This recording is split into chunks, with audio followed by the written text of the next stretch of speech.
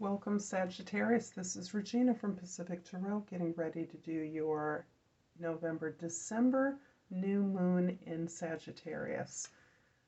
The Sagittarius new moon will be impacting your first house, the house of your focus, your perspective, your everyday vision as you move forward in the world. This is a general reading, so it is not going to resonate for all of you. Please check your sun, moon, rising, Venus, or any other placement that's important to you for a fuller message. If this does resonate with you, please like, share, and subscribe to my channel. It is greatly appreciated, Sagittarius, and let's get started with your overall energy. For the month, we have the Four of Wands.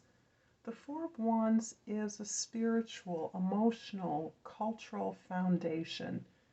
There is a celebration that you have finally constructed a base that allows you to grow from. This is most likely in tandem with an intimate community, family, or community. And this is a place of gathering, of support, of growth, and that you can share this together. So this feels like the beginning of something that can grow exponentially. In your 10th house, the house of your social identity, the way others see you, we have the Emperor. And the Emperor is indicating the sense of real control that you have over yourself, over your moods, this sense that you are able to trust your experience. And this is critical right now during a time when we are really looking at who we can trust, who we are, and who we are in our relationships with others. This is you knowing your experience, knowing what you've been able to build in the past, knowing how to build what it is that you need or want, particularly on behalf of others.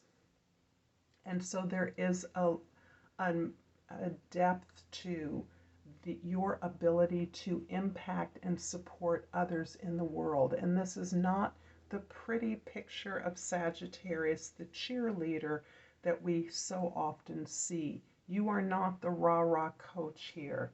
You are the advisor. You are realistic. You are looking at what is underneath the needs of your own needs and the needs of others in order to plan effectively, in order to move with impact. In the first house, we have the Temperance card, and many consider this to be your card, Sagittarius. The Temperance is really the grand alchemist. This is the balancer.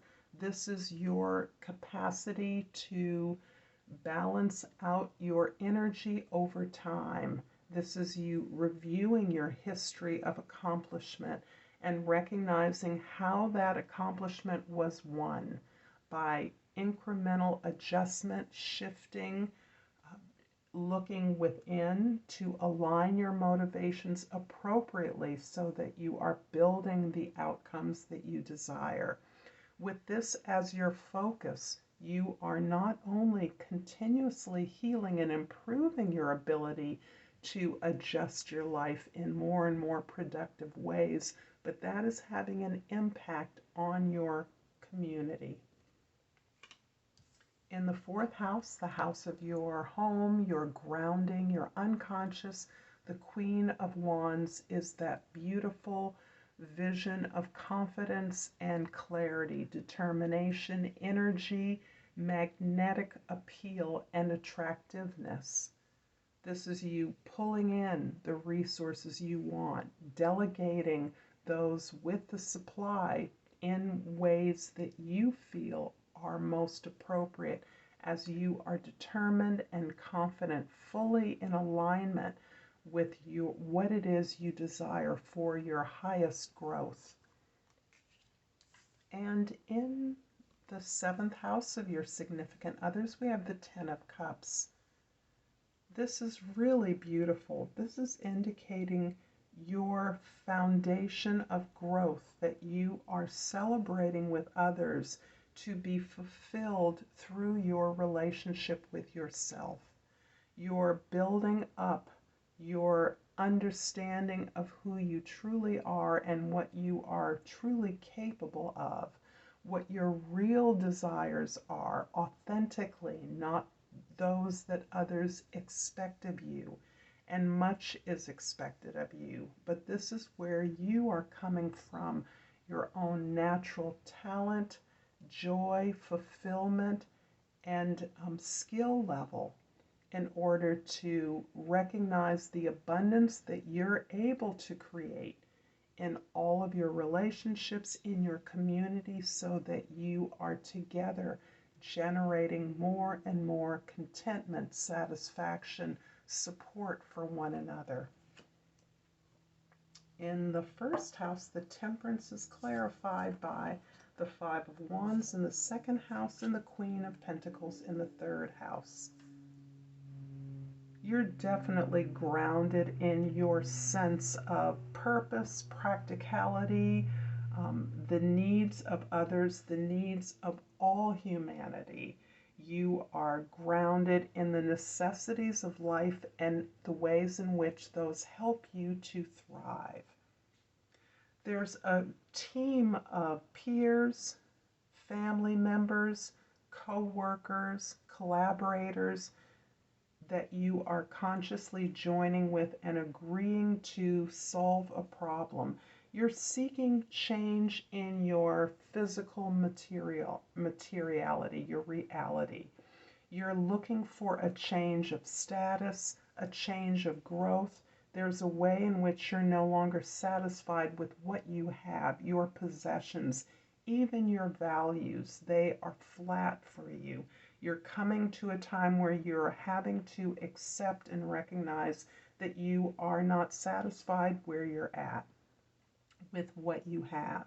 And that's okay, because you're also aware of all the non-material things that you have that you are also valuing, that are significant to you, that you are enjoying. But there's much that you want to change about your possessions. This can be simply wanting more, feeling that you deserve more, that you can utilize more to match the vision of abundance that you have. The Queen of Wands in the fourth house is clarified by the Ten of Wands in the fifth house and the Tower in the sixth house. This is actually beautiful, Sagittarius. I am one of the people that loves the Tower. In some instances, first of all, you are, as so many of us are, releasing the expectations of others. You are unburdening yourself from unnecessary obligations, from the habit you have of overextending yourself. And this is because you are so capable. When you agree to do something, you stay true to that promise. You fulfill it even when you may recognize that it is not essential. It is not your job. It is not your need that you are filling. However, you're stepping back from the habit of overgiving, of overextending yourself, of being in too many places, holding too many responsibilities for too many others. It's taking all of your energy. You've been doing this for a very long time. And this can be, in large part, your responsibilities as a parent or a teacher. There's a way in which you feel obligated to pour in, to expose your charges, your children, to the information that you believe they will need moving forward. However, you are distilling a course correction, the information you need to make the changes you want to make are coming to you through the people you collaborate with, your co-workers, your community, allies are experiencing an unexpected event, an unpredicted event, something that is sudden and can be ruinous or certainly disruptive. if not catastrophic to you. This can be a change in work, physical work, a change in home, a shift in your home, a change in the way your home looks or the contours of your physical space. It can also be a change in who is a part of your team, who you're working with, who your allies are. Whatever the change is, you are able to recognize the opportunity to make the changes that you want to make in your personal space. And this is really a kind of release from a structure that has no longer been serving you. The Ten of Cups in the 7th house is clarified by the Hangman in the 8th house. Woo! And the 7 of Swords in the 9th house. There is this ability right now for you to consciously shift your perspective. This is you understanding that what you want to change is more significant to you than you can recognize on the surface of so much abundance, so much control, so much capacity and power that you are able to show to the world. You're having to step back from this way of exhibiting, way of displaying your talents and your capacity for responsibility, and understanding that in order to do that, you have to change the way that you think. You have to see yourself differently. And that is the import of a lot of the energy of this new moon. What is your truth? What is it? How are you defining yourself? Who are you really? And who are they? Who is the they that you're working with or against? Who do you trust? Do you trust yourself? And in many ways, you're really parsing this idea of self-trust up. You are second-guessing yourself. You're doubting yourself. You can't believe that all the abundance you're experiencing is for you. Is it too good to be true? Was it meant for someone else? Has a mistake been made? Is this a punishment or a reward? And what is missing? This parsing, over-analyzing your fate is taking you out of the gifts of your present, the gifts of your healing. This is you overthinking and moving away from your heart into a space of worry, concern, and again, overextending yourself, putting yourself into the details of every single action of yourself or others that may or may not affect you. So your desire to share your perspective is exactly that, to let go and allow the flow to happen. The flow, I might add, you Sagittarius are such a champion of. The bringer of light, the lover of truth. That truth is the abundance of your life, what you have today, and your vision about how it will serve you in greater ways, in more satisfying ways moving forward. The Emperor in the 10th house is clarified by the Page of Swords in the 11th house, and the 10 of Swords in the 12th house.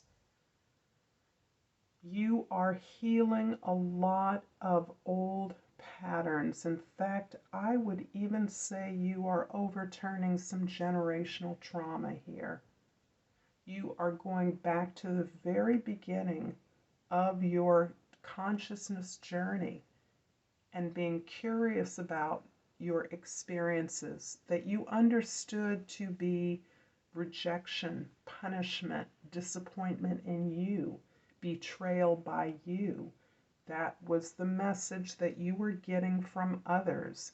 And these are relationships you hung on to for a very long time. Necessarily, if this is family trauma, childhood trauma, you are naturally connected to your parents, your caregivers, by no choice of your own. So you cling to these patterns that you learned, that were constantly rejecting you, constantly telling you that what you did wasn't good enough or wasn't the right thing to be doing, that there was something else that you were expected to do. There was very little attention given to your desires, your needs, or your talents. And you were hurt over and over again. You have in recent years have been learning to separate yourself out from not only these particular traumatic events, but the story overall that it has imprinted upon you. The story that you can never do enough or be enough. And this is something you are bringing a fresh curiosity to. You are detaching your emotions from this powerful negative conditioning you received and really giving yourself the sufficient love, attention, and nurturance to recognize that this was an incidence of struggle that you were built for.